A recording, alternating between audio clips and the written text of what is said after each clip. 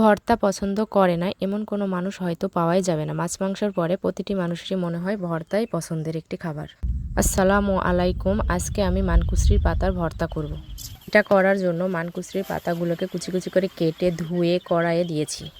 এবার এর মধ্যে কাঁচামরিচ ও লবণ দিয়ে সিদ্ধ করার জন্য চুলায় বসিয়ে দিব। এই দেখুন পাতাগুলো সুন্দরভাবে সিদ্ধ হয়ে গেছে। এবার পাতাগুলো থেকে রস সম্পূর্ণভাবে শুকিয়ে আসলে একটি বাটিতে নামিয়ে নিব। এবার ওই কড়াইয়ের মধ্যে সামান্য তেল দিয়ে রসুন ও পেঁয়াজ কুচি দিয়ে ভালোভাবে ভেজে নিব। হালকা ভাজা হয়ে আসলে এর মধ্যে হলুদের গুঁড়া ও আস্ত জিরা দিয়ে দিব। সম্পূর্ণ উপাদানগুলো ভালোভাবে ভাজা হয়ে গেলে এর মধ্যে পাতাগুলো দিয়ে দিব এবং আরও ভালোভাবে কিছুক্ষণ নাড়াচাড়া করব।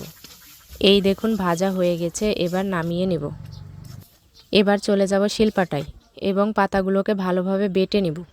বাটা হয়ে গেলে আমি এর মধ্যে লেবু দিয়েছি, আপনারা চাইলে তেঁতুলও দিতে পারেন যাতে মুখ না চুলকায়। এবার এর মধ্যে সামান্য পরিমাণ সরিষার তেল দিয়ে ভালোভাবে মাখিয়ে নিলে রেডি মানকুসরি পাতার ভর্তা।